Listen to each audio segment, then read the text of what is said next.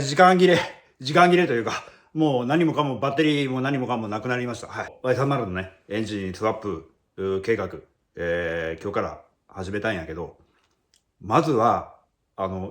今乗ってるエンジンを下ろす準備ですね。で、エンジンと車体を切り離す、今作業してます。まあ、ハーネスやね。メインとなるのはもうメインのハーネスを、こうエンジンからこう切り離していってるんやけど、ももう全然この字の、あれ、インジェクターか。インジェクターの電源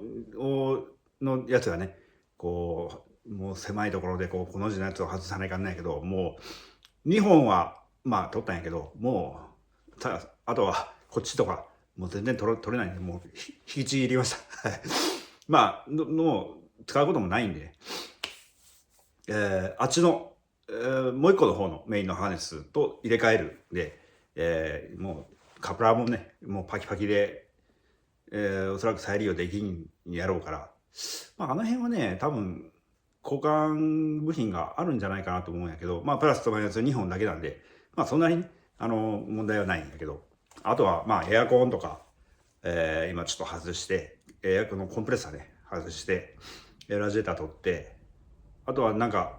まあ車体とエンジンがつながってる配線やね。水温とか排気温とか、なんかいろんなセンサーを外して、それぐらいかな。まあバキュームとか、ちょっと付属の配線系を外して、次は、マフラーと、ドライブシャフト。その辺、下潜って、その辺全部取って、ミッションと、その辺ね、マウント、エンジンマウント、ミッションマウント、その辺を切り離して、上から引っこ抜くっていう作戦です。はい。もうちょっとね、下から抜こうかなと思ったんやけど、下から抜くのはね、ちょっと、エンジンついたままっていうのがちょっと厳しいんで、そっちの方が多分確実かなとは思ったんやけど、車体上げて、足回り全部取って、フレームっていうかな、アッパー、メンバーか、エンジンメンバー。あの辺を触らんと下から抜けないんで、ちょっとね、やったことがないことなんで、今回は上から抜きます。上から抜いて、次、新しいエンジンっていうか、3リッターのエンジンを乗せるときは、下から入れる可能性を考えてます。まあその辺はね、エンジン一回抜いてみらんとわからんです。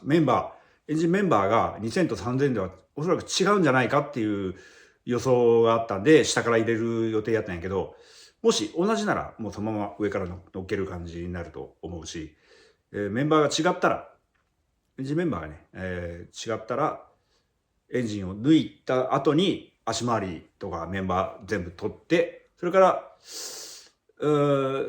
下から今度入れるっていう感じかな。まあちょっとわからんですね。どうなるか。とにかくとにかくね、もうこれは部品取りじゃないんで、もうちょっと慎重に、なるべくね、元に戻せる状態というか、まあもう元に戻すつもりもないんやけど、もうここまで来たらね、3000cc のエンジン乗っけて、ちゃんと、車検受けて、まともに走るようにまではね、やりたいんで、ちょっと頑張りたいと思います。